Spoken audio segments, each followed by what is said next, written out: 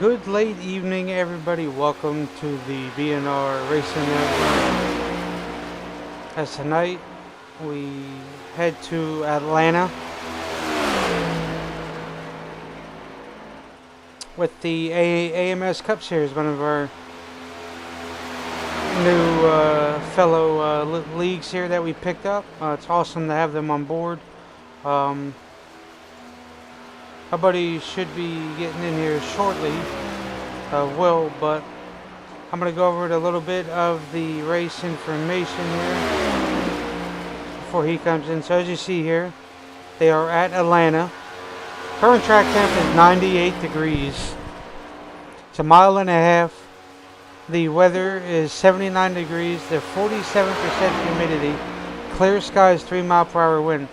They do fixed setup, 70% fuel, and 1 fast repair. So in tonight's booth is myself and Will Roberts. Good evening, Will. How is it going? Pretty good, Brian. How about yourself? I'm doing great, sir. So we head to the new reconfigured and paved Atlanta. Yes, indeed. Atlanta Motor Speedway, or Super Speedway, as some might say nowadays.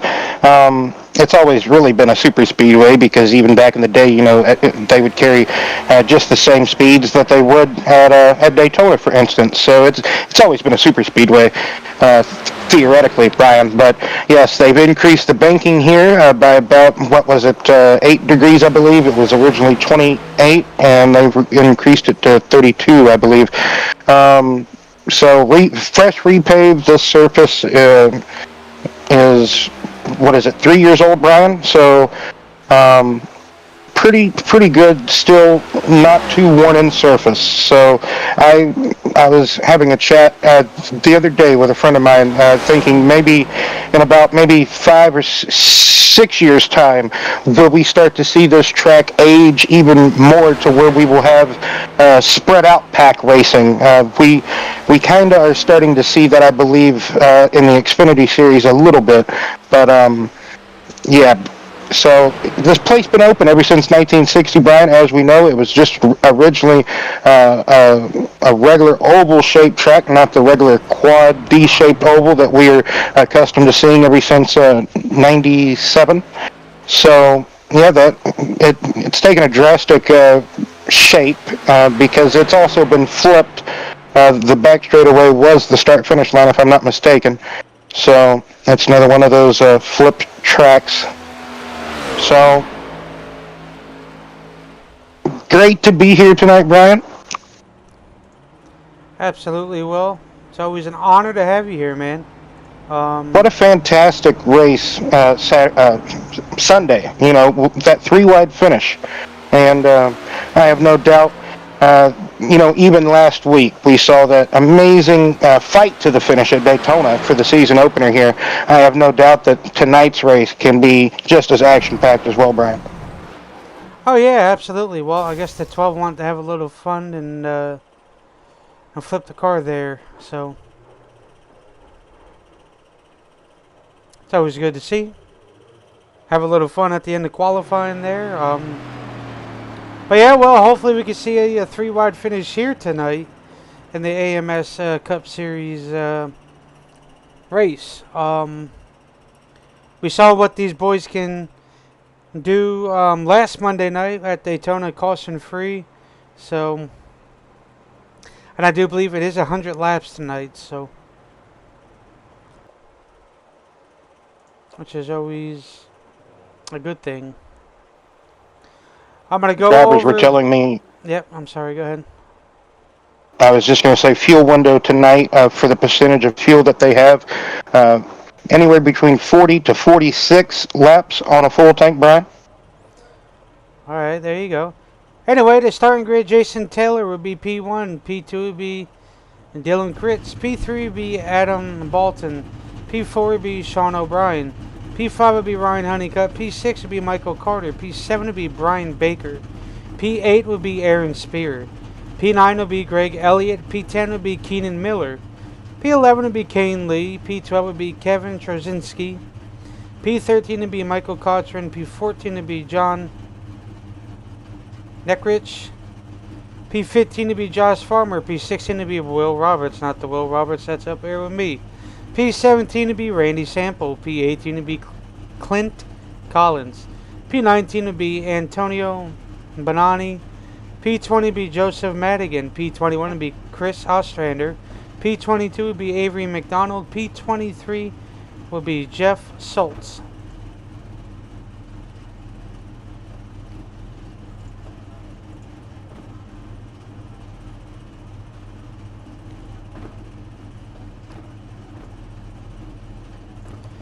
Anyway, well, So decently, hopefully we have a good race here tonight. Interesting to see how it all plays out. I forgot to look at the commentator notes.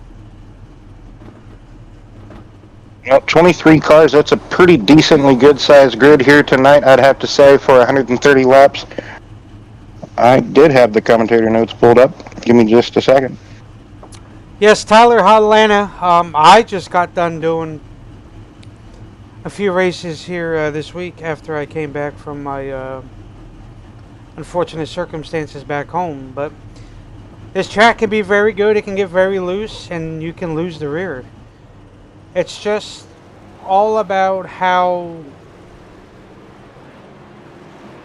much you crack the throttle to keep the rear underneath you. And that's going to be the key for tonight. Is crack the throttle going into the turns and be gentle on the throttle. Yes, Will.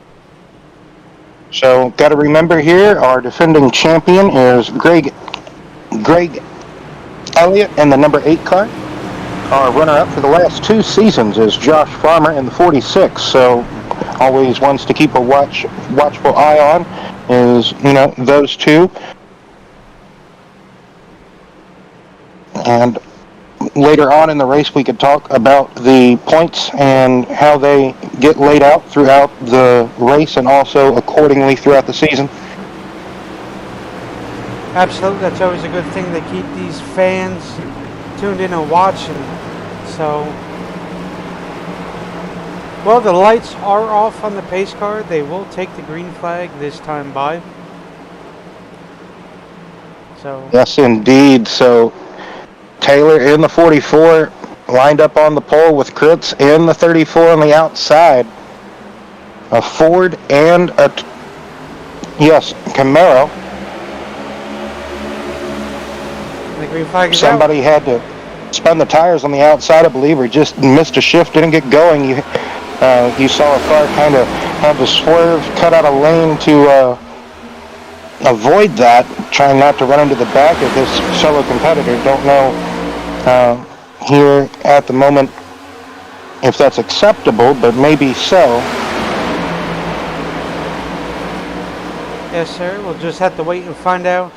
You see here the 44 and the 94 holding the bottom lane, Will, pretty good. We saw what the 3 was capable of last week at Daytona, so we can look to see him get up there towards the front and scuffle some things up here a little bit, Will.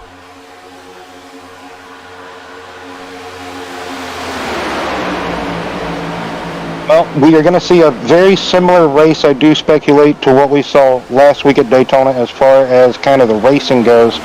This drafting style of racing kind of lends its hands to this pack style of racing that you see here. And you're definitely going to need a partner because you go faster together. We all know they have really laid back the horsepower to these cars, really slowed them down, Brian, so you don't get those top speeds like you used to by yourself. So in the draft, you're so much quicker, so much faster. Oh, absolutely you are. That also, like I said, when you're in that draft, going through the turns and the later in the run,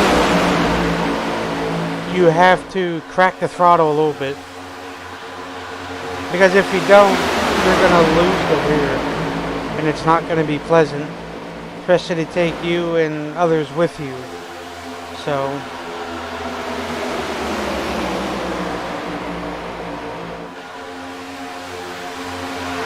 It's kind of like what you were talking about earlier.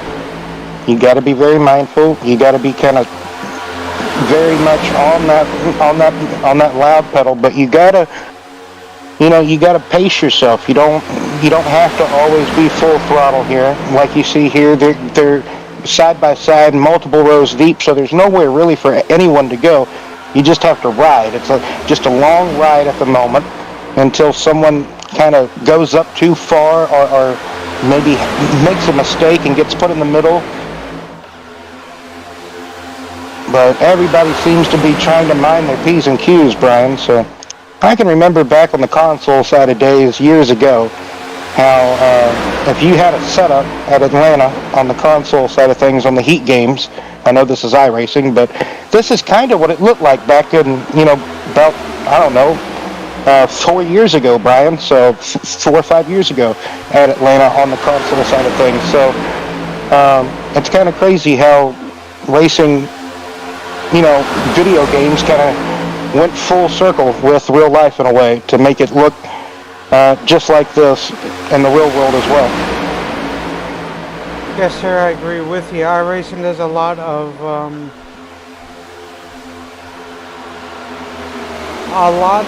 physics. Like, they take the time and they try their best to. Well, the Gen 7 Cup car, Brian, was also helped developed by iRacing in conjunction with NASCAR. NASCAR, went to iRacing to help them develop this car and basically put it through a digital wind tunnel, so to speak, and see how it would perform on a track, so to speak, on a digital platform. And that's why they have had to make so many alters and changes, to the front and rears of the cars to make them kind of crunch more. Because you had the drivers complaining about, it's a very blunt impact, right? There's no give in the cars. So NASCAR, instead of building a tank, they had to make some more crush to it. So, but everybody here, you still have double file going on, but that outside lane being a little bit depleted, some drivers kind of giving up on it, some kind of jumping down to the bottom, wanting to just ride down there, see how their car's going to handle on the bottom. Well, I do notice the 67 of Hanukkah, which is actually the 55, was blinking a little bit, so that's stalling out that lane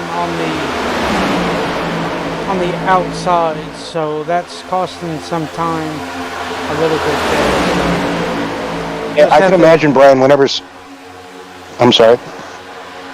I was just going to say, that could cost some time too to the outside lane, so. Yeah, exactly. I could pretty much imagine how that second car in line behind someone who could be, experiencing some net coding or that connection issues, so to speak. How many times they blink within a lap, that could really hurt that momentum or that progress on that whichever lane you're in, right? And how severe you blink could also, we've seen in the past before, different people kind of run into I believe there was contact there between the 77 and 067, so right in the middle of the quad oval there, Brian. I believe they were just logging for real estate. Yes, sir, I have to agree with you. Well, they are starting to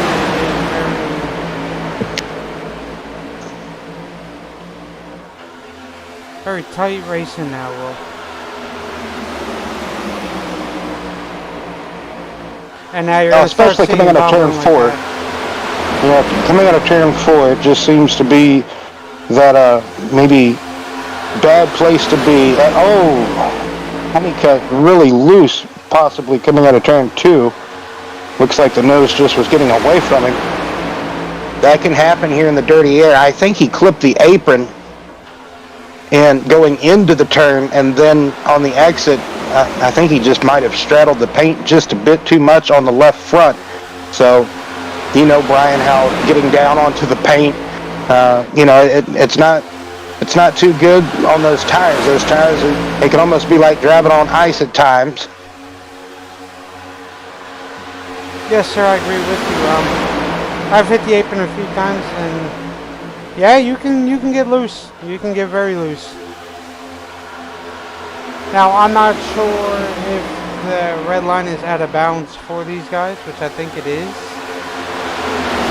Not too sure. Now, me and the handy dandy rulebook still going through it as we speak, so.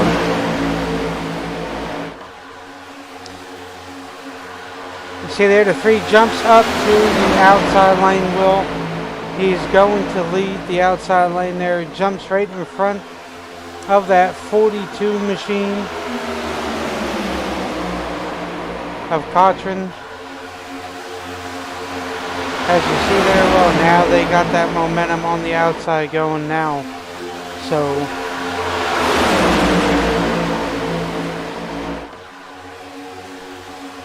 and you finally see a good organized lane on the outside. I think it's all about who is in the right place in this outside lane. As we've seen before in different speedway races, it's all about who is in that line where. Right, Ryan?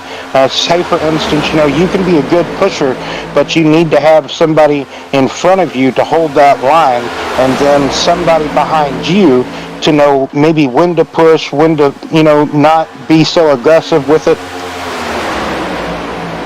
This is the first time in the race of asking here in the early stages that we've not seen the 44 out front.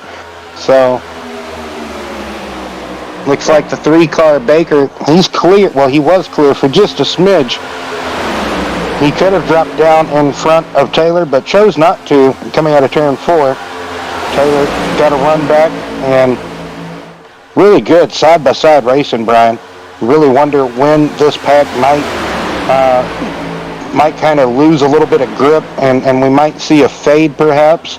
We might see some drivers kind of weevil towards the back because, even though, like we talked about it being a still somewhat fresh racing surface, Brian, it depending on how aggressive you can be with your car, you will kind of wear the tires just a little bit, and that will make the car just a little bit unruly. But these cars are still, they are still quite a handful to drive. As you know, you still race these cars on a weekly basis, so. oh, absolutely. Well, See Baker finally drop down in front of the 44. yeah, finally jumped out to the outside. What is the mentality like, Brian, having to come here to Atlanta knowing it is the modern Atlanta? It's not that old, bumpy, you got to conserve your tire Atlanta. It's this new super speedway configuration Atlanta, drafting track Atlanta. What's the mindset, Brian, that you go into Atlanta with now? Well, as a driver standpoint, I try. Oh, there they go. Oh, there it is. Yeah, it's coming out of turn 2. It just looked like there was just maybe a bit of congestion, a bit of a checkup maybe. I think somebody a little bit wide for that outside line, and they weren't ready for it.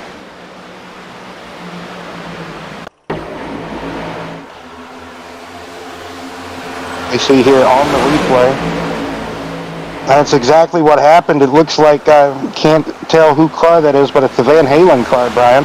Gets up in the wall. I think that's Van Halen, ain't it? Yes. No. No? Yes. Yes.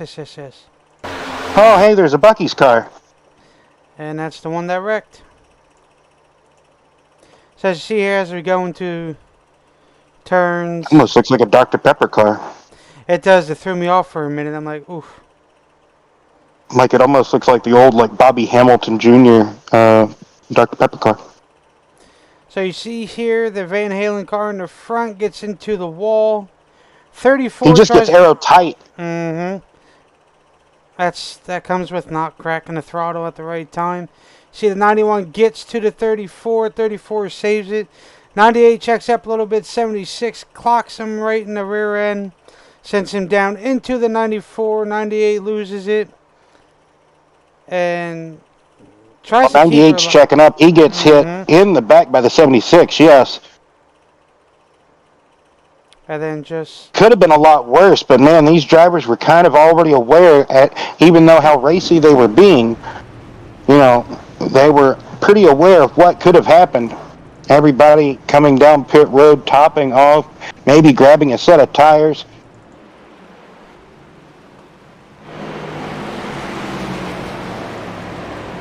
That was a great few opening laps there, Will. We saw how. I believe that was 21 laps green for the first opening stanza. So Madigan is going to be leading these guys back to green when it comes. But anyway, from a driver's standpoint of view of Atlanta, I kind of go into these races as treating it like Daytona and Talladega, because it's kind of built and the cars are set up to be that way.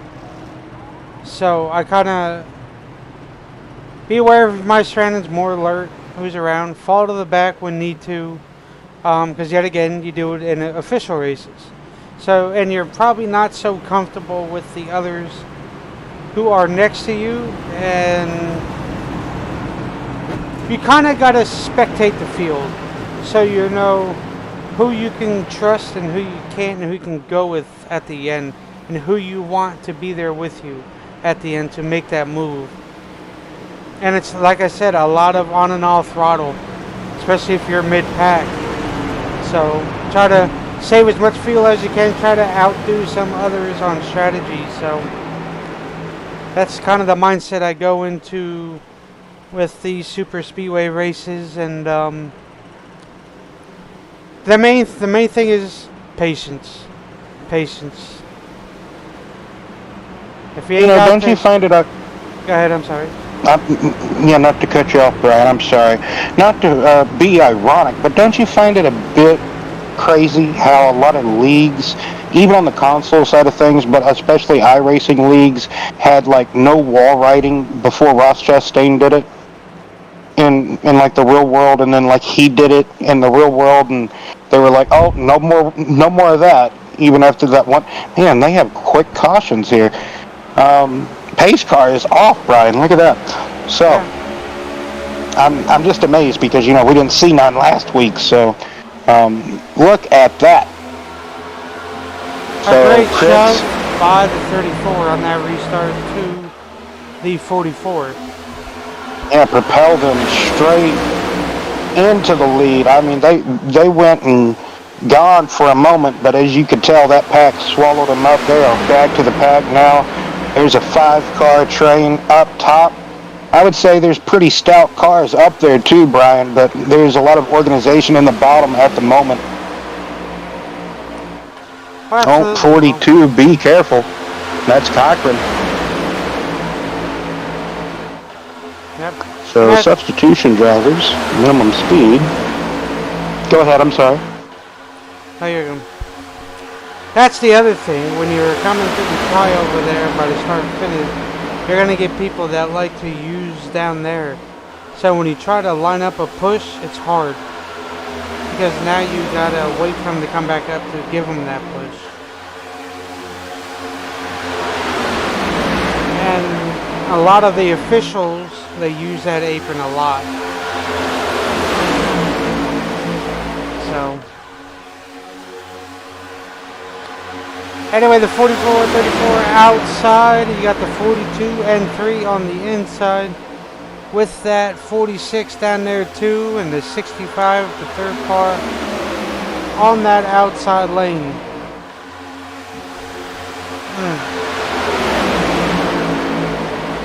Honeycutt with a sharp dive down to the bottom lane there. Pulled himself in line. I thought he was about to go drifting Ken Block style there for a minute, Brian. Came close, Well, that's for sure. just wanted to get down there to go to the back. That's why he went down there. Unless they have that rule about blinking, so that could be. Yeah, good point. I'm still getting there. Not sure if they do. I'm currently at the black flag portion, so I don't know why I haven't got to this sooner. I know it's normally one of the first things I do. Shame on me. Procrastinate me. That should be my middle name, not Brian or Lewis. Anywho, see that Dollar General cart? I believe that's Dollar General. No, that's a Waffle House. Oh, Waffle House, even better. It just had those, black and it just had the Dollar General colors, but yeah, Waffle House. That's the runner-up, right? No, that's the defending champion. My apologies. Runner-up is in the third position, Farmer. So Greg Elliott there in the Waffle House car. He's bringing the waffles to you. See, they've got a lap car coming up here, Will. It's going to get sketchy on what he does. He's going to stay on that bottom lane there. But we're going to have some 3 wide here.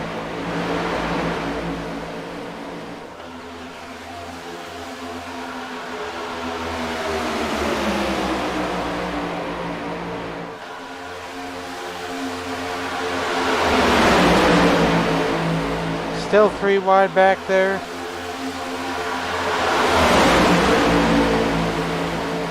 There you go, it got cleared.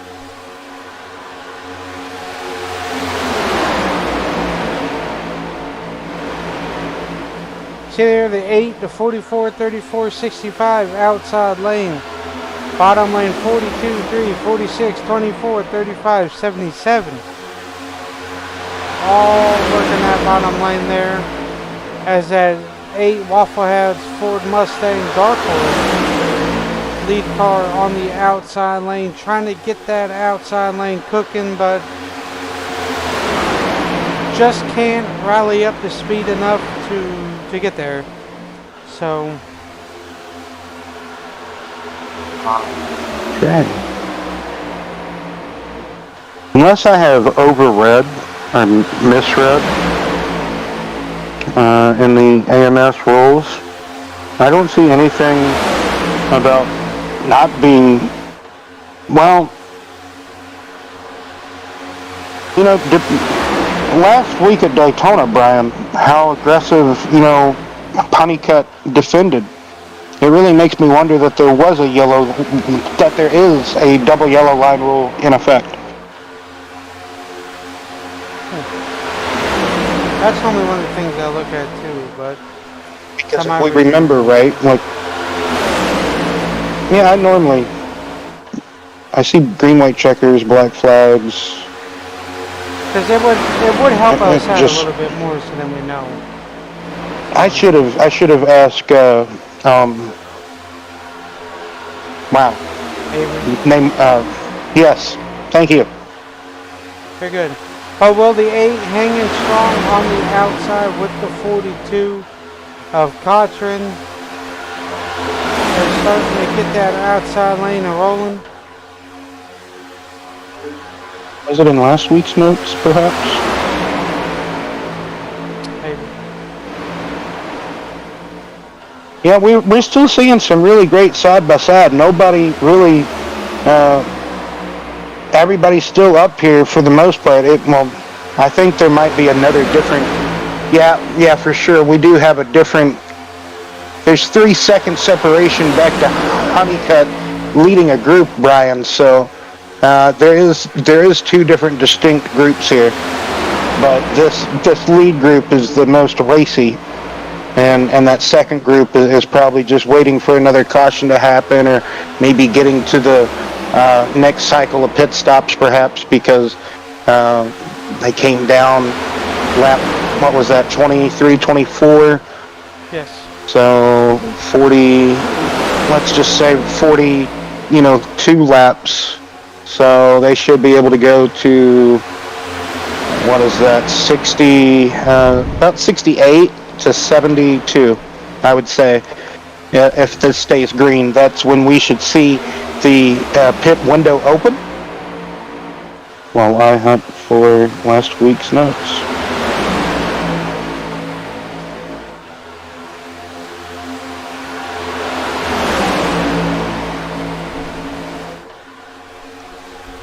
So 40 of 130 complete, Will. Only one car, one lap down, which is Madigan.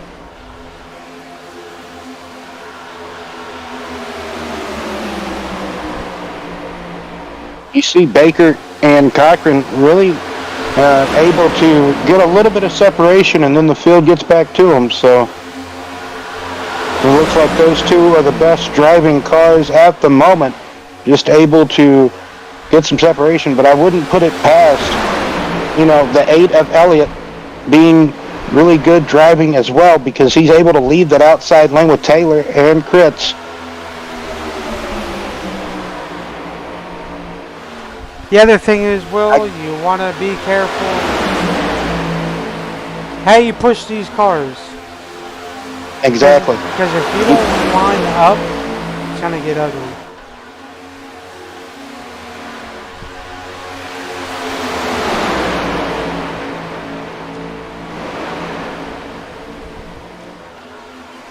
That's one of my favorite paint schemes there, the 78.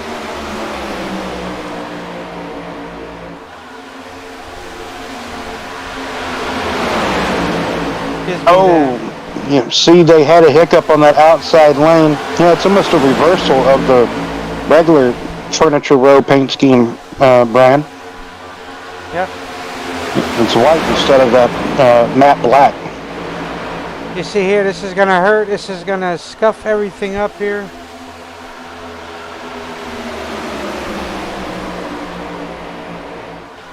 All right, so last week's Daytona commentator notes, broadcast notes. No below the yellow line rule at super speedways.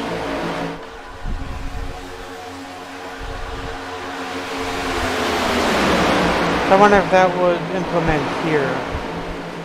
Oh, that I would say came close to that 77. I would have to say yes, Brian, because like we talked about at the top of the show, a lot of people kind of call this a super speedway. So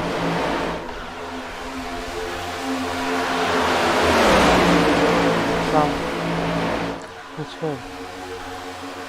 So about 45, 130 in the books, coming to 46. And it even said it in the Atlanta notes as well. I overlooked it in the Atlanta notes. Man, I need glasses. I need to wear my glasses. I don't even think that would have helped. I read right over it. That happens, we all do it. So you see there, the 82 of Miller is leading the outside lane, Will, followed by the 8, 35, 91, 94. Well, the outside lane is becoming diminished again, kind of like we saw earlier. And it just doesn't seem to want to stay connected. People want to stay committed to that outside lane, Brian. Either their car isn't quite handling, especially up to par on that outside lane, or they're kind of tired of not really going anywhere whatsoever up there. So, well, what I did notice in iRacing is if you get a certain manufacturer out front, it will stall the line and it make it seem like you can't get nowhere. Which unfortunately it happens to be the Toyotas. So if you get that Toyota out in the front, they not as faster as you would with the Chevy or Ford being the lead car.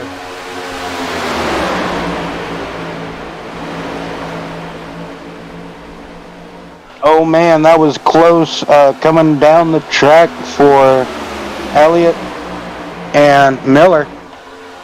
Yeah, well, the 82 and 8 machines. But man, they timed it to perfection, Brian. That's the other thing. If you're going to make moves like that, you want to make sure it is timed the right way.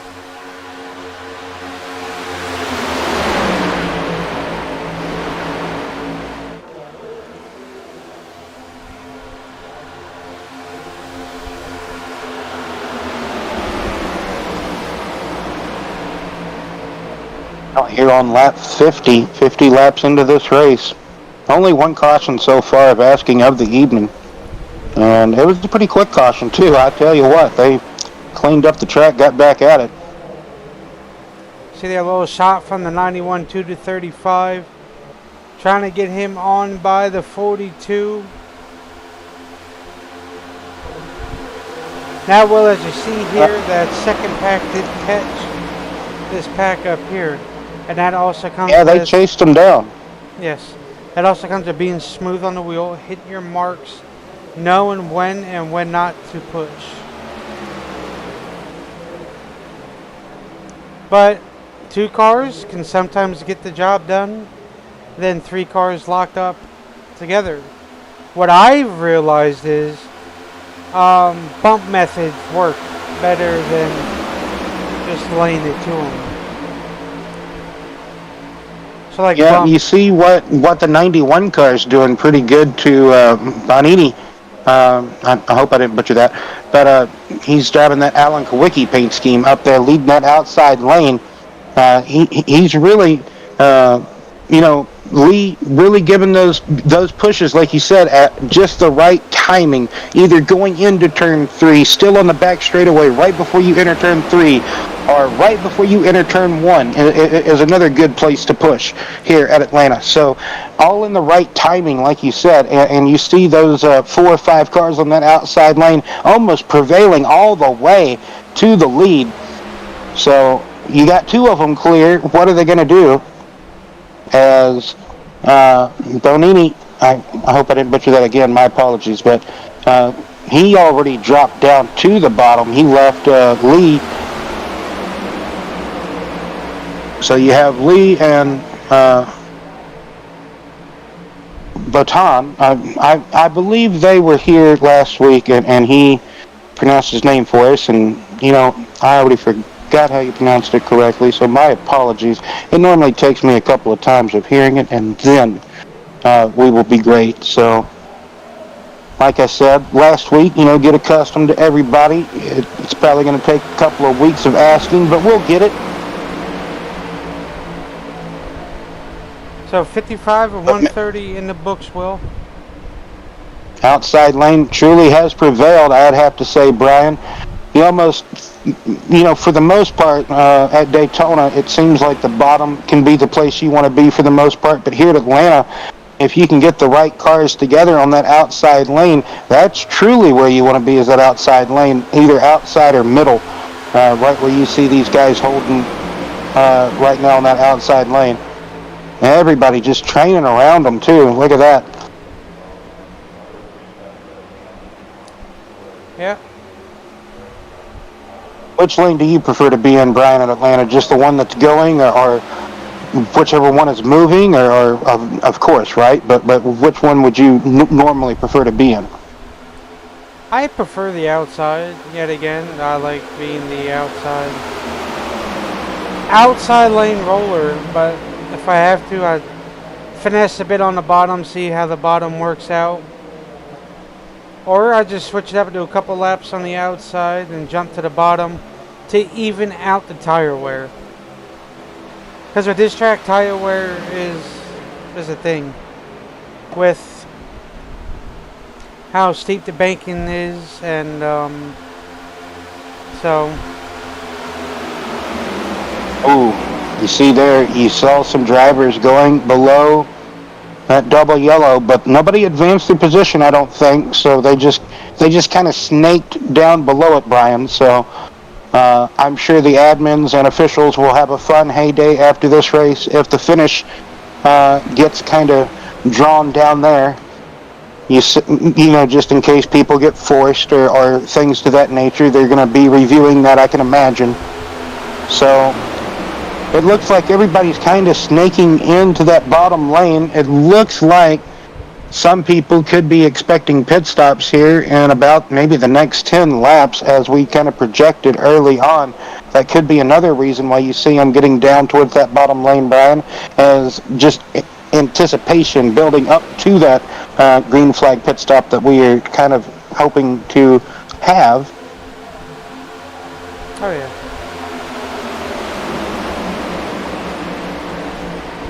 Maybe after that green flag pit stop, we can do a crank it up portion of the broadcast. Yes, sir, indeed we could. But you see the 42 back behind the 82, who was up front for most of the part. Probably trying to conserve a little bit of fuel. No doubt about that. At least a couple of laps.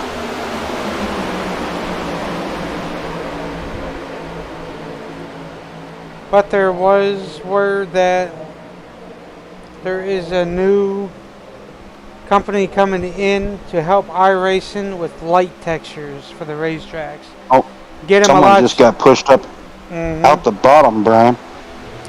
My apologies. No, you're fine. To make it brighter and sharper, so it makes the track a lot more better under the lights, if you understand what I'm saying. That is why they haven't really worked on Atlanta, because they didn't want to do double the amount of work than what they would have to. So we'll eventually get it, but I don't think not anytime soon. See, what I don't understand is they had lights before, right?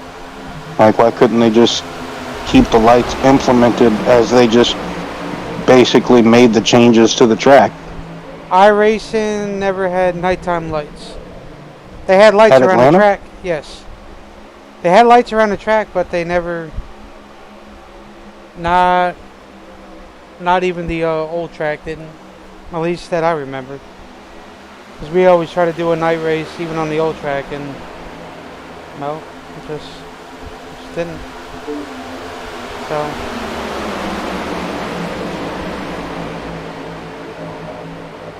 So 64 of 130 in the books.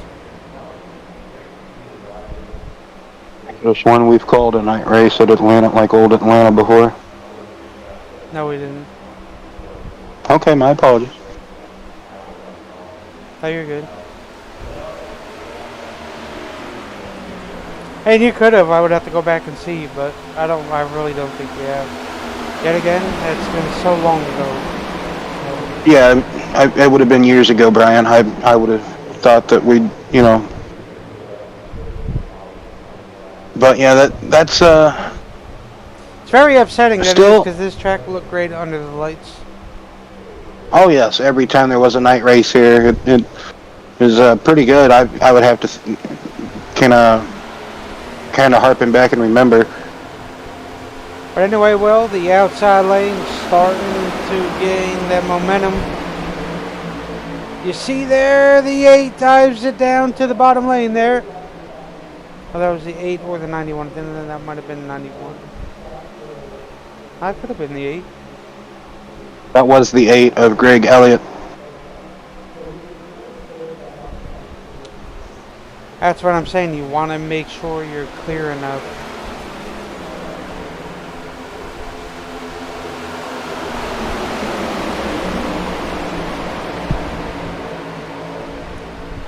Now, I'm sure you can use the apron if you're not passing anybody. Like, you can gain the momentum going through the tri-oval section there. Just as long as you don't pass anybody or cause a wreck, then you should be good. Because in iRacing's terms, if this is how they do it in the officials, if you go down on that tri-oval there by the start finish, come up and wreck somebody, that is a protestable offense. You can protest somebody. If they use it and don't wreck nobody, then there's not, unfortunately, it's all good to go. So that's kind of how they do that and work with that. I know it sounds weird. That's why a lot of leagues, they don't allow going, making, advancing your position down below that red line.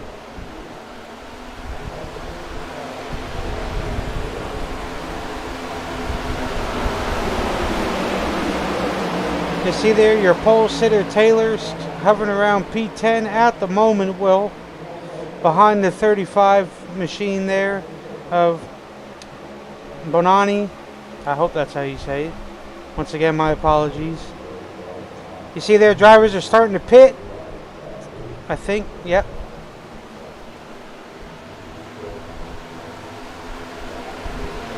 Oh, that's probably going. I don't know if that's going to be a black flag for Honeycutt. Not too sure. I don't know if he hit it in time. He might have.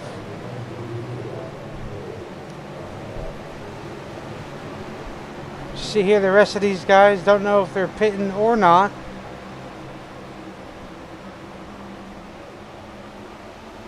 It's going to be close.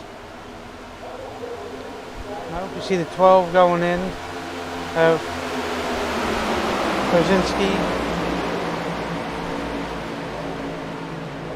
So I say within the next lap or two, well, we will see these front guys start going down to the pits and making their pit stop. See there, I do believe the 44 is making his pit stop by jumping down to the apron. Not sure if they are.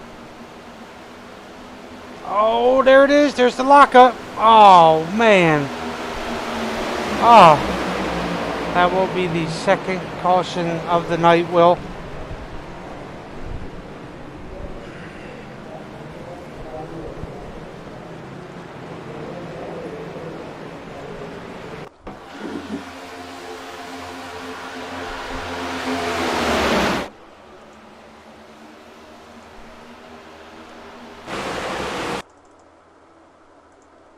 You see here, locking them up. Just a shot there. Madigan gives a shot to the 82, sends the 8 through the grass as they were making their pit stop there. So I do believe the 8 is going to get a black flag for that ordeal. Just very unfortunate for those boys. Hate to see it, that's for sure.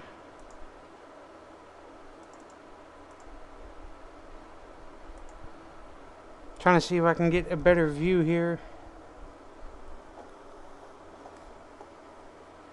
from coming into the pits.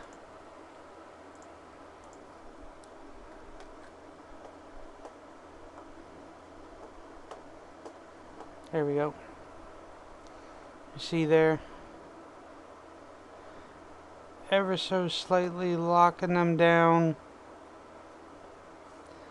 There's that commitment cone that the 8 hits. Not too sure if... Oh, the 66 locked them up too.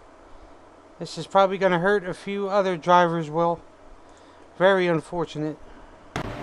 Most definitely also possibly going to hurt the ones that also just pitted, Brian. I do believe so. Doubt about it. I hate to see that for these guys, that is for sure.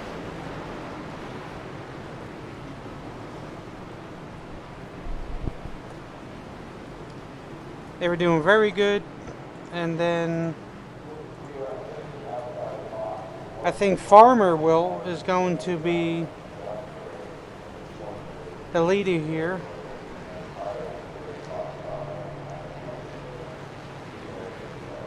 But yes, this is probably going to hurt the ones that pitted and are caught laps down now. So, it's very unfortunate, Will. We hate to see these circumstances happen. I hate to see anybody race get screwed over by a caution like that. It's very unfortunate. Race was ever so slightly going good. I do believe the 2 car is possibly out of fuel, Will. That's a good possibility because we are just beyond, I would say, the pit window, or the fuel window, my apologies. So the good possibility that he is rolling out of gas for sure. So we have a handful of cars trapped 1 lap down because of just being caught out of during this green flag cycle of pit stops. They have already came down, made their pit stop, and they were just just unlucky, untimely caution of another group getting onto pit road, but unfortunate they kind of just stepped over each other, and we see the caution result of that. Looks like some of them are going to get a wave around, so that's going to put a few of them back on the lead lap, but not all of them, Brian. Yes, sir, indeed will. So 16 will be on a lead lap, so from 17th back to 20th is 1 lap down. 21st, 22nd is 2 laps down, so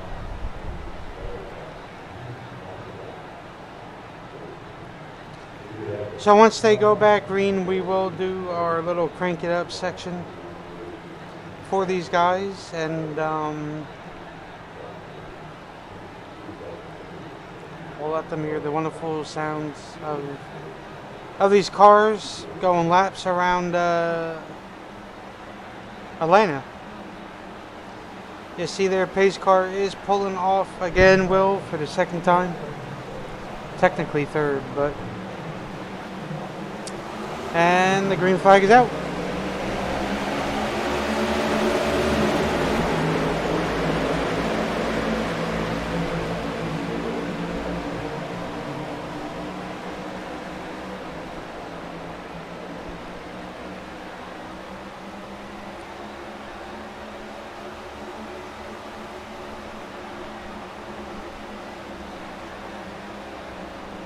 Yeah, 35 jumps in front of the 46, 44, 65, 42. All on the outside lane. Yeah, that outside lane is really bucking. They're trying to get organized and trying to get something going in a hurry, Brian. Yes, sir.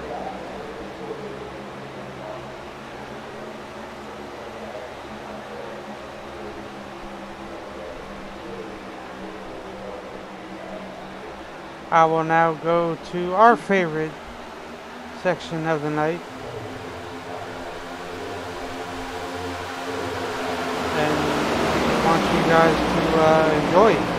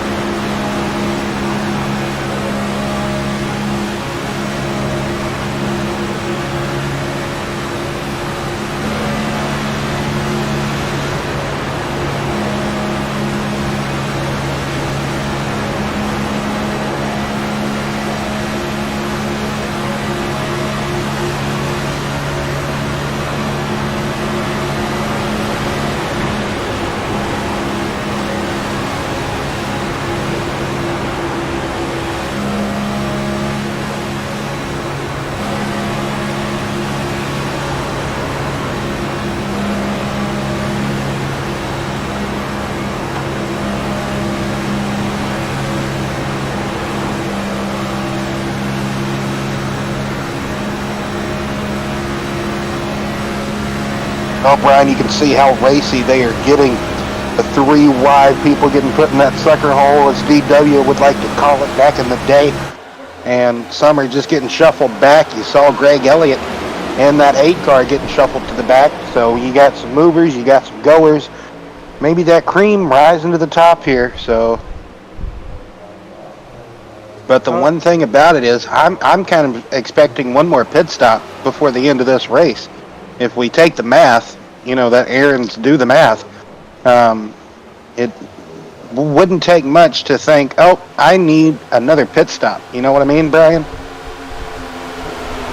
Yes, sir, indeed. Well, that was a pretty good little section of our crank it up, I do believe. So, bring you guys. Oh yeah, we had a lot of good onboard looks from a lot of different drivers there, and those up close and personal digger cams. Love to see it.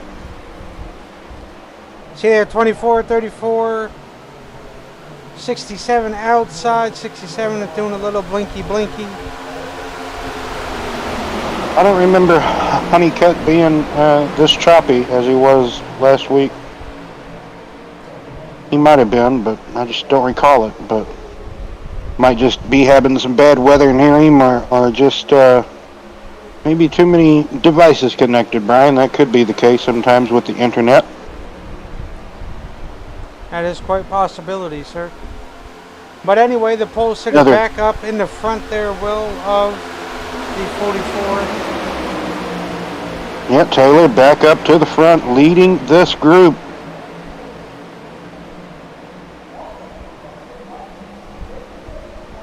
We've got O'Brien right behind him, and Baker in that 3.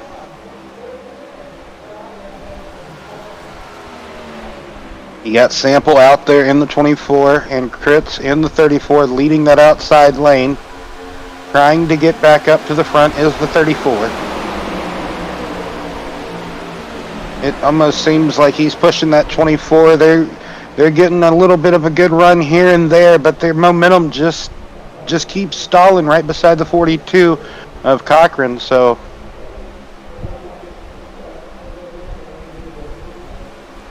oh yeah, I really think this race got turned on its head, Brian, when we had that, might as well say, mid-race caution during that green flag cycle of pit stops, because you have a lot of drivers that are really battling to be that driver that's the first one lap down. Yep. There's still a handful of drivers that you would have thought would have been there at the end to be in contention that are currently a lap down here. So last year's champion, Greg Elliott, in the 8 car, you would have figured he would have been one of the ones to watch in the closing laps, but currently he's a lap down. But he's really fighting, clawing, digging to get back on that lead lap. Nothing's quite changed up at the front. Still the same tempo. I think Taylor will walk away with tonight with most laps led. I believe so.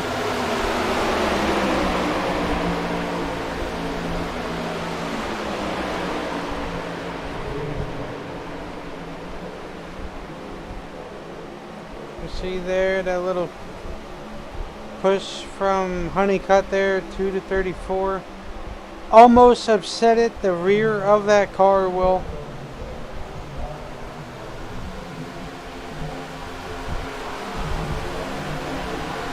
Yeah, you got to be quite careful, like you talked about earlier. You don't want to. You want to be a center, maybe a little bit to the right, but not too far to the right. You want to try to be as centered as you can when giving a push.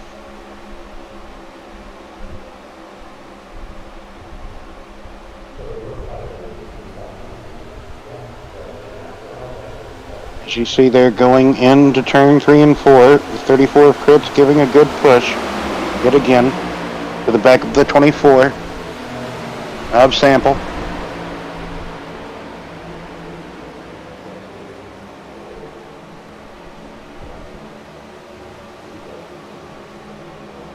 They're slowly but surely gaining some ground. They finally got some good momentum built up, Brian. Oh, you see the two up there by the wall. Trying everything to kind of stay out of the way. And we got to remember, he was running out of fuel when we had that green flag cycle caution. So, if we can, just for a moment, to talk about the points, bonus points as far as they are awarded, you have a point awarded for pole, a point for leading a lap, a point for leading the most laps. So, Taylor in the 44 could walk away with a Grand Slam finish if he was to win the race, right? Because winning the race grants you 3 bonus points. And race win points towards the chase, 2 points per win when the chase starts, Brian. So regular season points, there will be 10 points paying regular season races plus the 6 chase playoff races. So to determine this season's champion. Yeah. In season 13. Good for them, keeping it strong. Always good. But you see here the second backpack here of the 82, 78, 93. You see the 78 trying to work with the 82 to get caught back up to that front pack. They are ever so slightly getting closer and closer.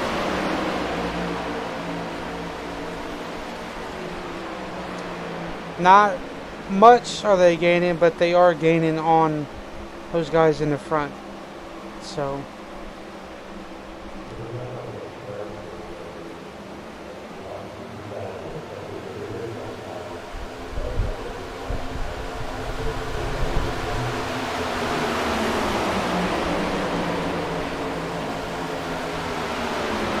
just be that case of just being conservative and riding to that final pit stop, Brian, and then maybe catching, just getting as much fuel as you need to go the distance and catching Honeycutt to the lead, Brian.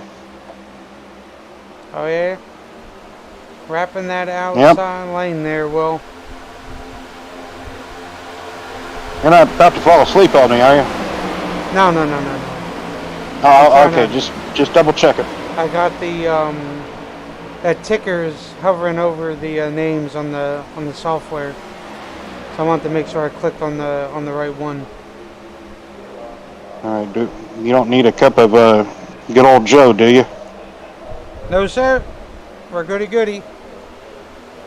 Right. It's just 55, 67. Hopefully we can get in there getting 67. Well, we're about to hit 25 laps to go, Brian. Lap 105 will be that 25 lap to go marker, and we've hit it. Yes, sir, indeed.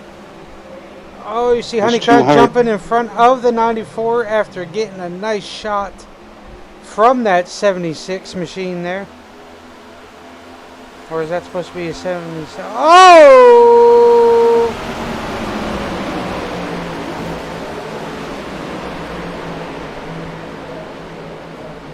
How did they save that? That's what I'm trying to figure out. The 12 car, if that is the 12, got really tight, and just walked it up the track. He had nothing else to do but be a passenger.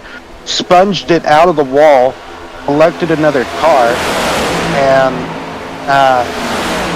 they went down into the infield, into the football field, and that's the last we have seen of them, Brian. So no caution because they were off track, out of the racing surface. Looks like those are the cars coming down to pit. No, this is actually a green flag cycle sequence of stops, I do believe. Oh, Brian, I think those are the wave around cars, Brian. No, those are the lead lap. Now they're a lap down. No, that's what I'm talking about. Like Oh, okay. My bad. The cars that took the wave around on the previous caution. Remember?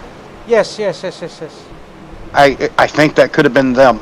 Oh, the 6 Honeycutt giving them a heck of a Or push. that was Just nowhere to go. Taylor, who was just in the lead. Yeah, Honeycutt got trapped back here. He was fighting for the lead, but all this shuffling about. Absolutely. Well, this is where it starts to get antsy. Yes, and everybody still has to make a final pit stop too, Brian.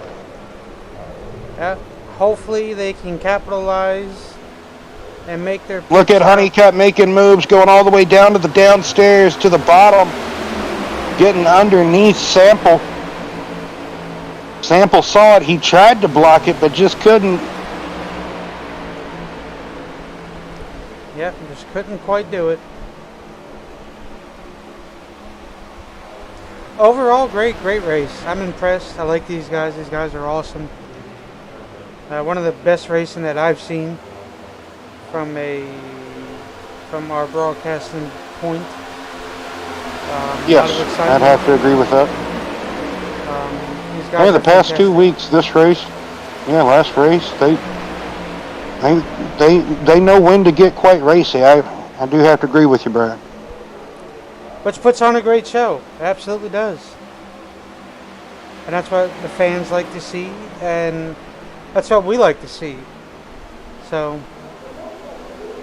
it seems like the issues tonight is getting onto the pit road. When it...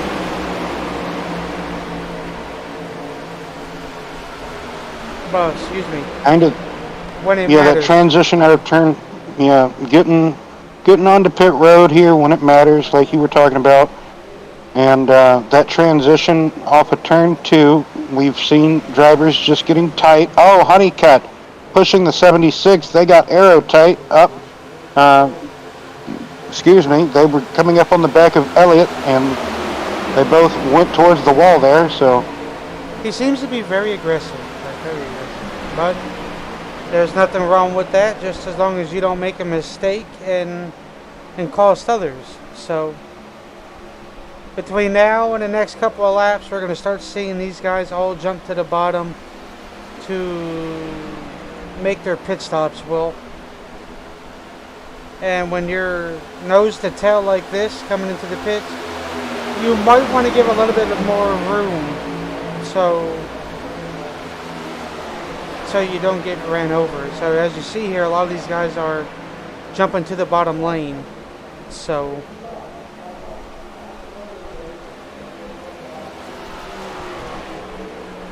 yeah, that's normally an indication, like you talked about, of drivers wanting to get ready to make a pit stop.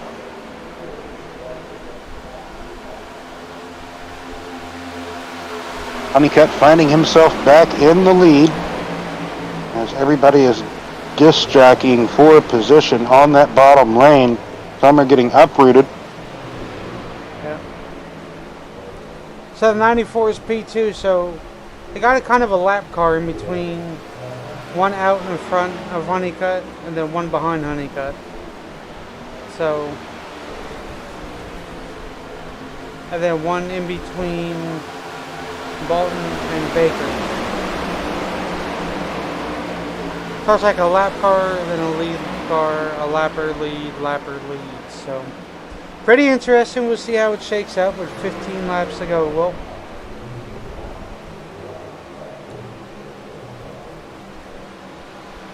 it's 15 laps to go. Man, for the most part, they've really been taking the laps away. Haven't seen too many mistakes as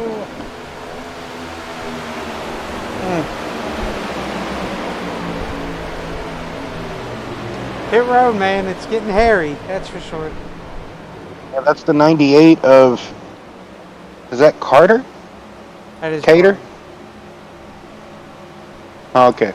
Carter. All right. I was taking a moment because I'm like, wait, I know a Carter, but that's not our Carter. At least I don't think it is. No. No, yes, so. You know, he had a car land in his front yard. Yeah, I saw that. I was. Hope everybody's okay out of that ordeal. So do I. Pretty vicious. But you see, their 10th, 11th, 20th, and 21st all came into the pits.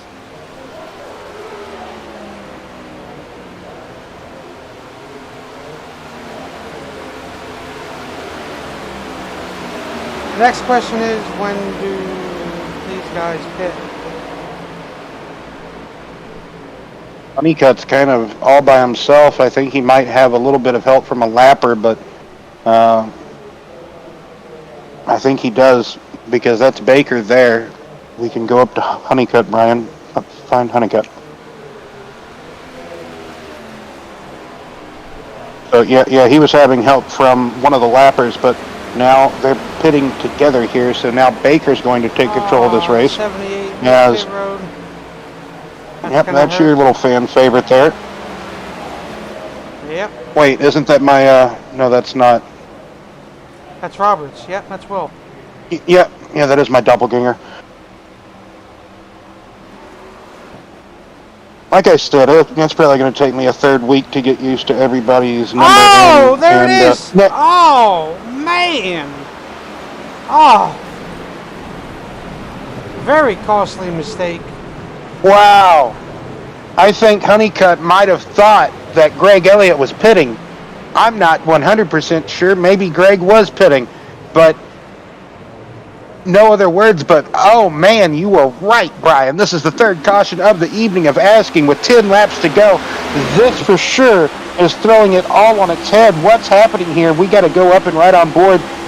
Well, this might tell us the tale here. Oh, yes, for sure. Elliott was pitting.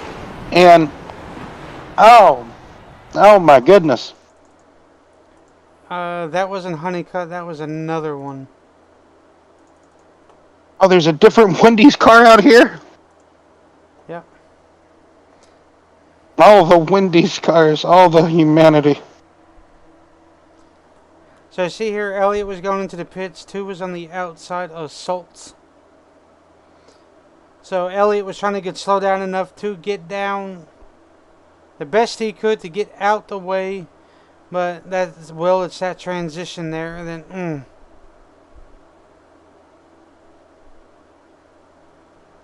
Yeah, that's definitely not Honeycutt. That's the 69. Who's in the 69? I think that said 69. Oh, Cochran got up and involved, I think, here. Baker had a real brunt of the impact. very unfortunate. I hate to see that. I don't know if that Well, was the we 69.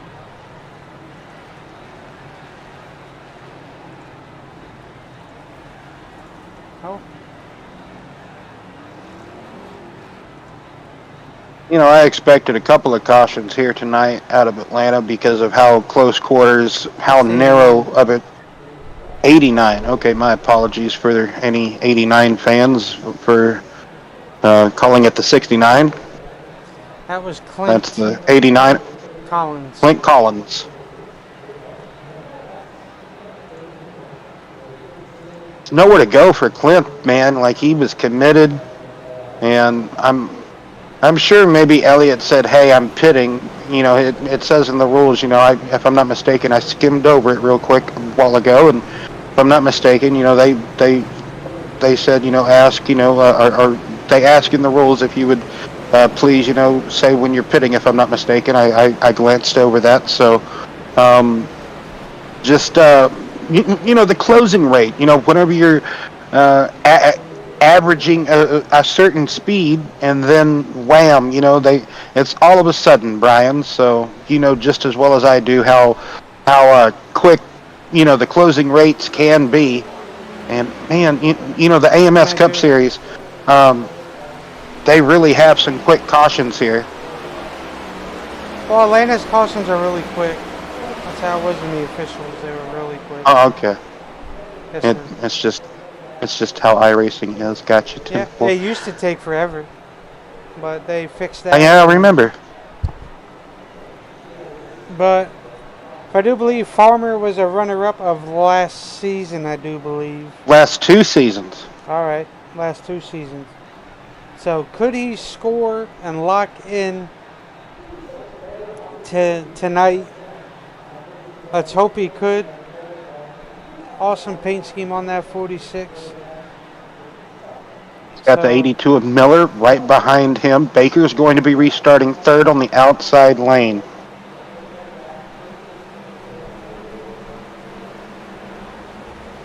And green flag is out.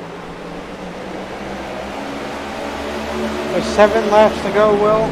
Could Farmer come in clutch and seal the victory here tonight at good old Hotlanta?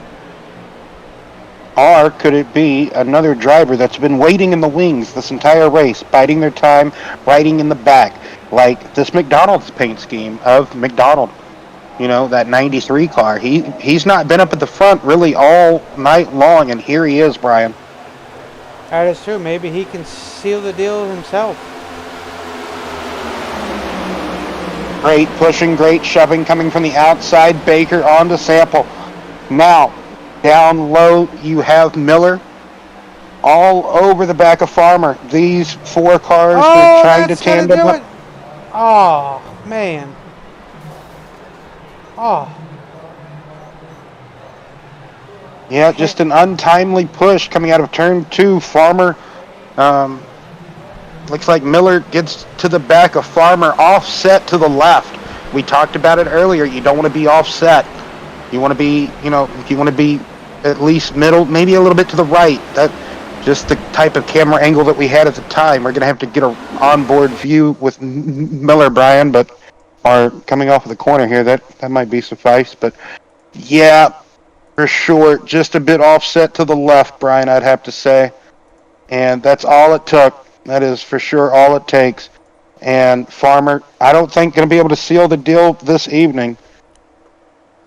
No, that's very upsetting. That is for sure. I might have gave him that commentator's curse, Brian. Hyping him up, can't we? Come on now. That was all you, if anything. Come on now. But unless they panicked here because they seen the car coming out of the pits. Well, maybe, but we should always have trust in everybody. But yeah, that's a good. I don't think they would have been too panicked, but man, kind of got a feel for the driver coming out of pit road, right? He's trying to get up to speed, and they're crashing around him, right? So. Oh, and he got caught in it too. Oh, oh, my goodness. Unfortunate here in the closing laps. I'd like to ride on board with the 42. Let's see what he had from his point of view. Oh, that might not work.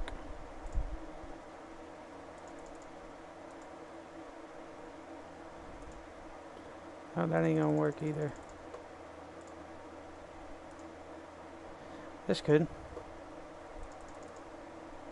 Carnage, you say we ride on here with the 44. Yes, Taylor, who is basically, I'm safe to say, I think it's safe to say he has led the most laps this evening, so he could have that. Though he could have those bonus points locked away, but riding on board here with Taylor in the 44. Oh man. Very unfortunate. Hate to see that. For the 44, having a great run, and then... Really like the Sinclair paint scheme. That's a good Sinclair paint scheme. Reminds me of, what was his name in ARCA? Michael Self, I think, right? Yes. A few years ago had the Sinclair sponsor.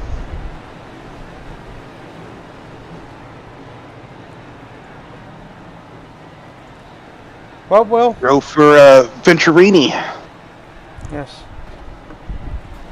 Had a couple of good views there on board. Now we're back here live. 3 to go. Lights are off. 24, 382, 93, 78, 42, 44, 65, 91, 94 is your top 10. Could we see McDonald pull that 93 machine into a podium finish here, or could maybe Will sneak his way in there, or maybe the 42? There's a lot of possibilities here of those drivers who were running in the back, saving everything that they had. So I guess we'll just have to wait and find out, Will. Yes, indeed, waiting and just anticipating the drop of the green flag here. Fourth caution of the evening. They've really had him sprinkled out for us, I'd have to say.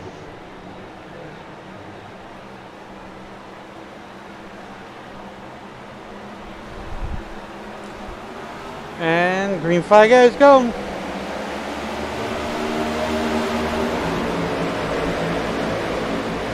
You see Will Roberts ducking to the bottom lane there in that 78 machine. Giving a shot to the 82. Trying to get him going to get up to the 24. 42 jumps to the outside lane, Will. 24 is going to jump to the outside as well. Oh, you see here they're getting racy with 2 to go, Will. They're 3 wide, 2 rows back. 4 wide possibility, no. White flag is out. Oh boy. White flag is out. It doesn't matter if they wreck now. If they wreck, they just got to big it back to the line. Look at Sample. Sample's got a good lead. Man. But is he going to get swallowed up here? Everybody's about to get taken out. Cochran. It's just Cochran and Sample. Here they come, coming through 3 and 4. Does Cochran make a move to the outside? Yes, he does. Sample's going to go high. Got it. Coming the... Oh, they're both going down there. Oh, man. Just like we talked about in the middle part of this race, the officials and the admins are going to have a nice day with that, Brian. As we take a replay here, this is a replay of what transpires down the back straightaway. You see Sample with a lead, and they get basically 4 wide here. They are 4 wide down the back straightaway on the final lap of asking. And, man, Will Roberts gets pushed into the 3 of Baker. Baker comes down, collects Miller. Miller's going to come up the track in. Oh, my goodness, into the catch fence goes Farmer. Just chaos all around on the final lap. Job for that catch fencing, doing its job, keeping the car on the track. But now let's get a closer look at the finish, Brian, if we don't mind, as we're still here in the slow-mo. As we see coming out of turn 4, all that chaos happening behind them. What happens here? Who makes the call, or what type of call is made? We might have to get official confirmation before we really say anything. Might have to get McDonald up here, Avery McDonald up here to help us settle this one out, because this is a super speedway and you're not supposed to go below the double yellow line. Overall, a wild race. Awesome finish. It was great racing all throughout the race. There was no doubt. It was a no holds barred type of race. You could, man, that was a fantastic photo finish, no doubt about it. But is it going to hold up, Brian? Because both drivers went down there. Cochran makes his move to go high, then he makes it to go low. We would like to thank Extreme Scoring and timing for tonight's scoring as well. So thank them. But just outstanding finish to this overall great race, Brian. Tremendous Tremendous race. Yeah, we had some cautions, but that's to be expected here with the close and tight racing that we have at Atlanta. This modern take of Atlanta. So Well, from the I don't way it really know what to looks, say. we'll go ahead and just Go interview ahead. them, and then we'll just go from there. Well, 10-4. So we'll go ahead and bring up Bring P3 Kane. finisher. Yep, Kane Lee in the 91, who had a great car all evening long, pushing, whether it was pushing or trying to lead a pack up to the front or be up there. Mr. Lee, you got a copy. Yes, sir. Wow, what a wild finish that had broken out in front of you. Oh yeah, I just had to push my way through it. Overall, exciting race, I would say, from eyes in the sky, watching you guys do what you guys love to do. You guys bring us the excitement every week. We love it. You guys did a hell of a job, that's for sure. I want to go back and... There we go. Anyway, sir, congratulations on the P3. Almost caught in the wreck, but you end up following... I do believe it was the 62 or 42. I can't 42. remember. 42, yes. Mm-hmm. Anyway, sir, go ahead and explain to the fans who are watching how much of a finesse it is in this type of super speedway package on these cars on the mile and a half with the new configuration of Atlanta. A lot of the guys know old Atlanta was nothing like this. We know it. I know it. You know it. Will knows it. But go ahead and walk through what was on your mind coming into this race, how to survive it, and how to capitalize on pit road. So coming into the race, this is one of my favorite tracks ever since they did the reconfigure.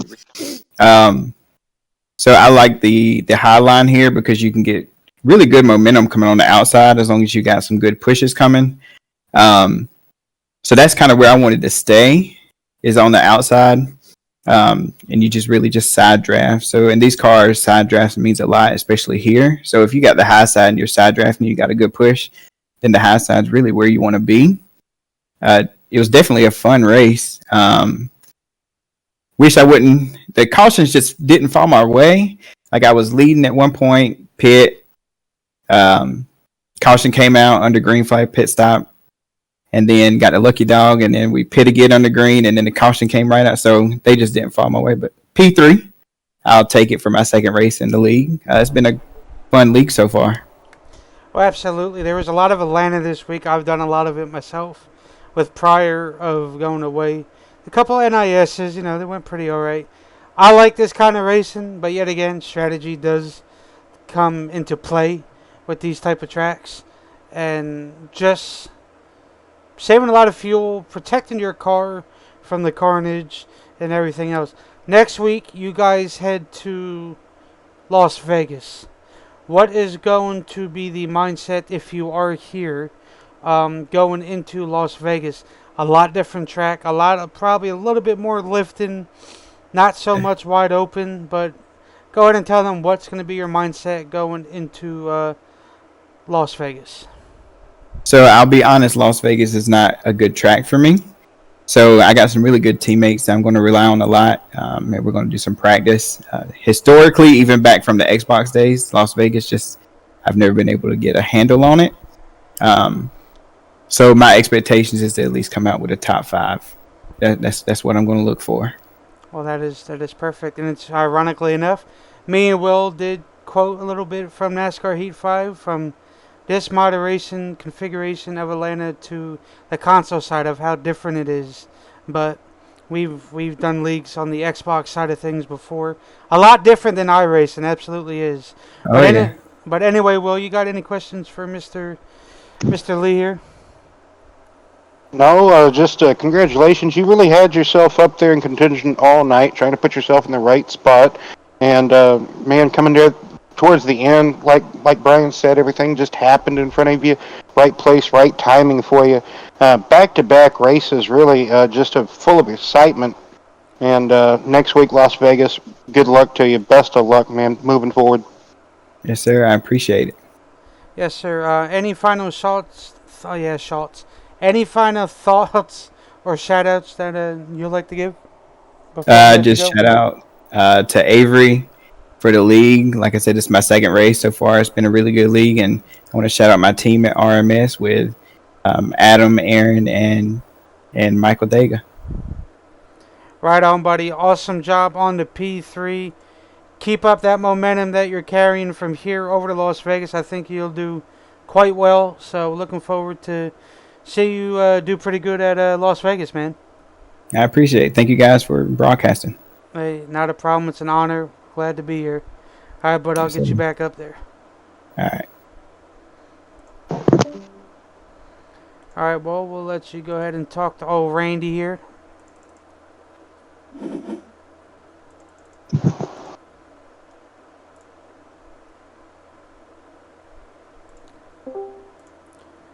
Randy, you got a copy?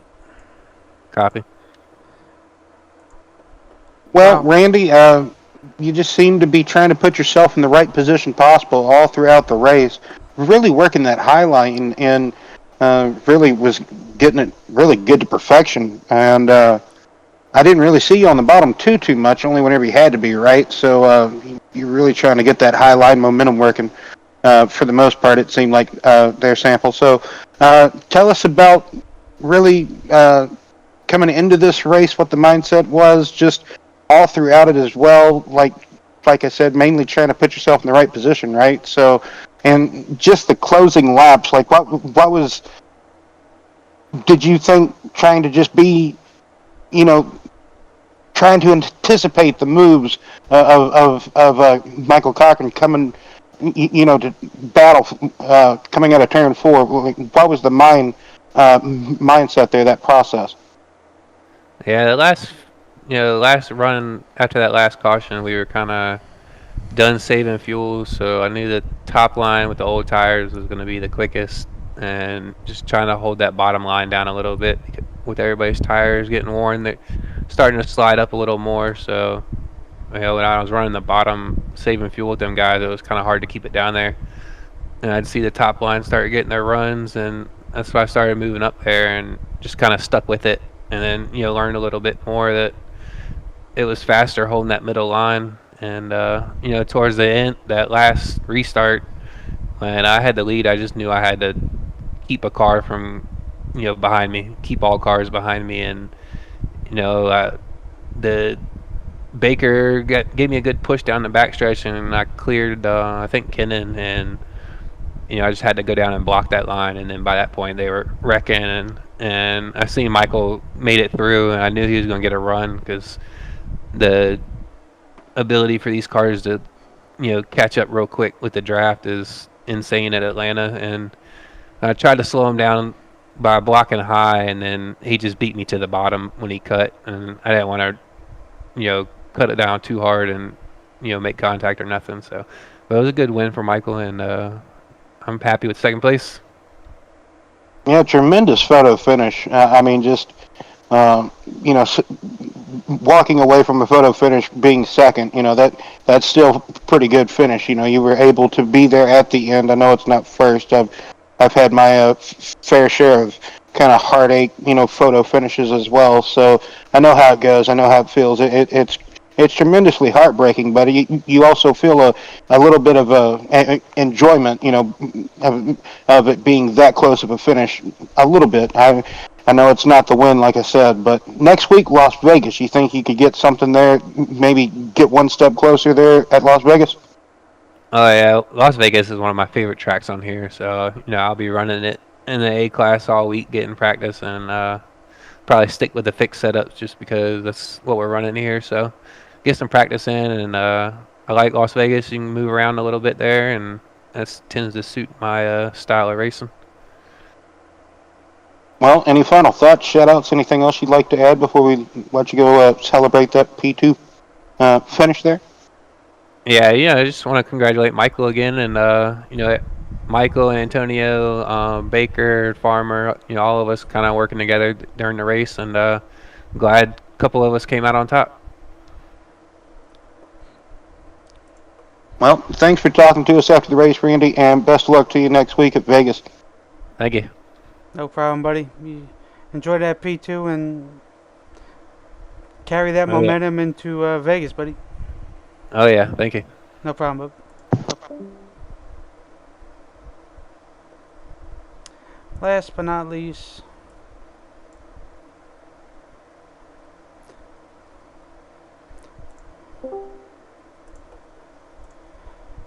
Michael. Hey, How's it going, sir? good. What a wild finish. That's exactly what I'm gonna say. That was a good one to call. It felt like the actual last lap of the real race, but you guys are just missing one additional car. Yeah, it was a great finish. I'm sure you're Shame sweating about a the bit. wreck behind us, but yeah. Yeah, it would have turned out pretty good. Anyway, Will, the floor is yours, bub. Yes, a tremendous finish to, I would say, a pretty outstanding race. Yeah, you had some cautions here and there, but like I said during the broadcast, it pretty much to be expected with this type of racing, this type of box or format you're kind of put in here with Atlanta. Now it is, this drafting speedway style Atlanta.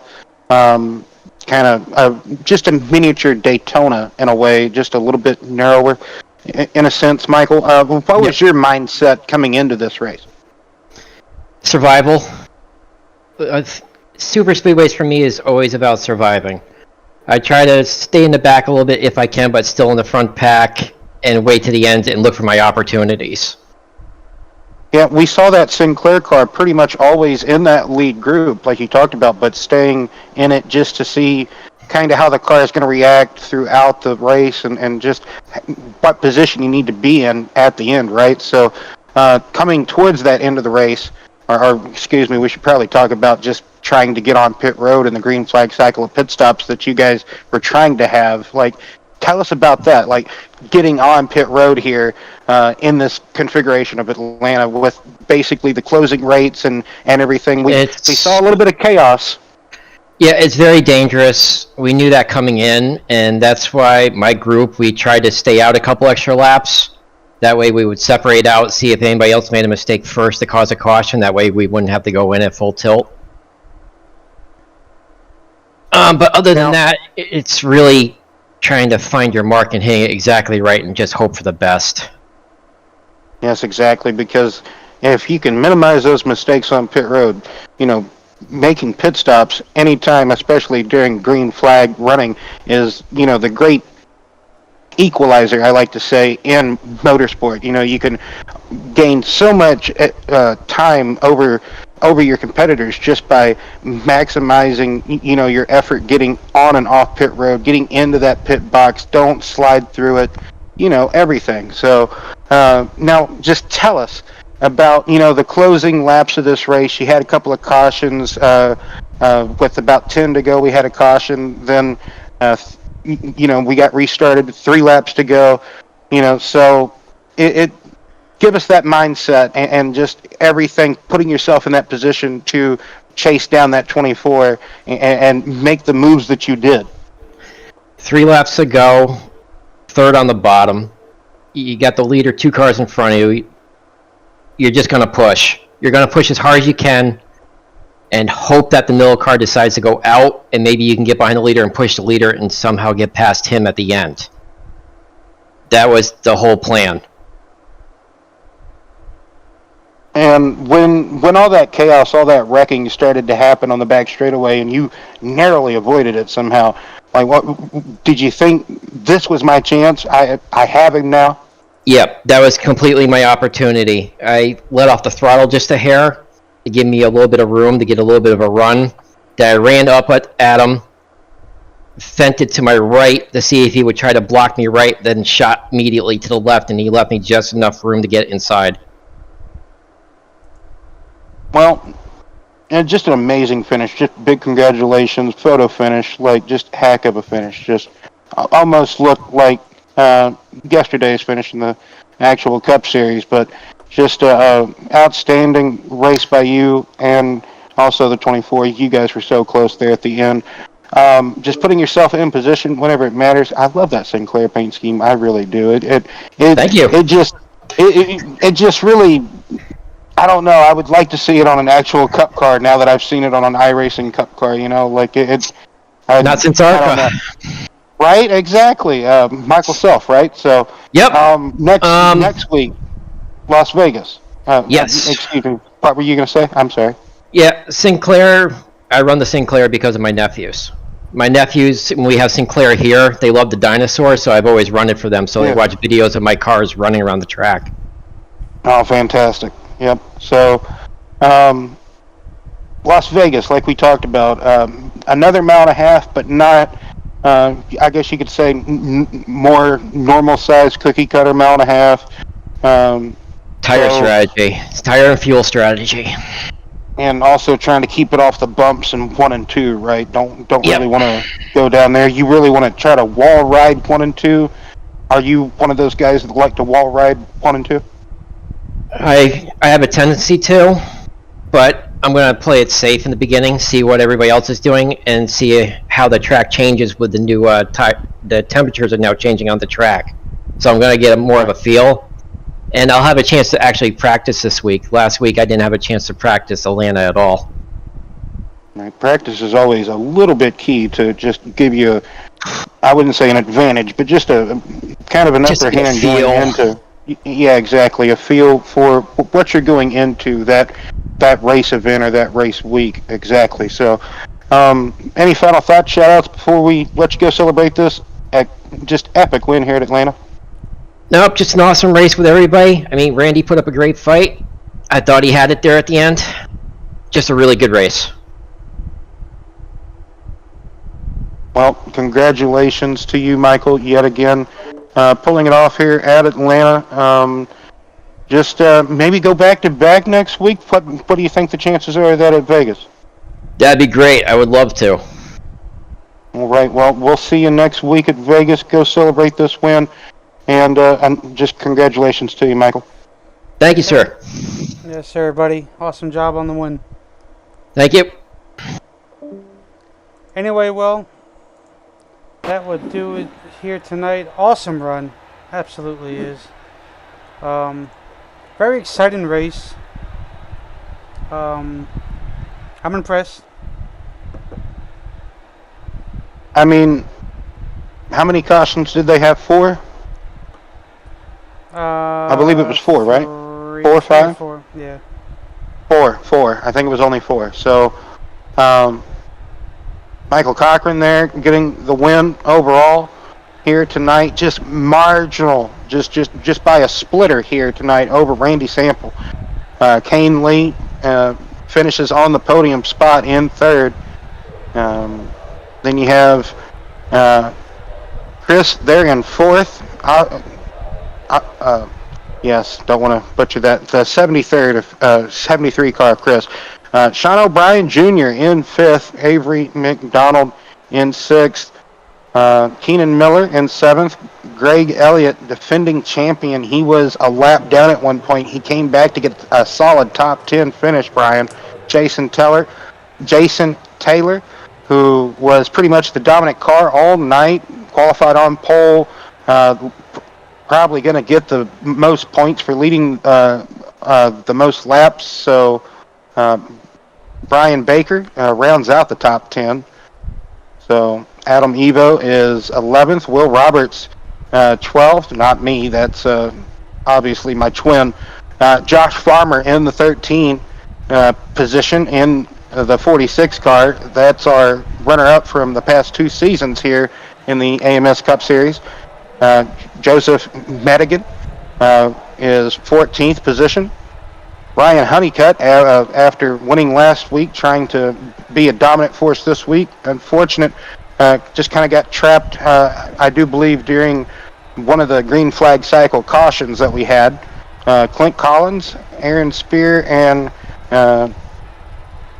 John in 18th position rounds out the field. I don't want to butcher his either, so we will hopefully get confirmation on pronunciation for everybody for week 3. My apologies. But next week, Las Vegas for the AMS Cup Series. And we will see everybody there next week. And tomorrow, we have the Truck Series for the B&R Racing Network as well. B&R Truck Series. So until then, we would like to wish each and every one of you, from myself, Will Roberts, and Brian Hunt,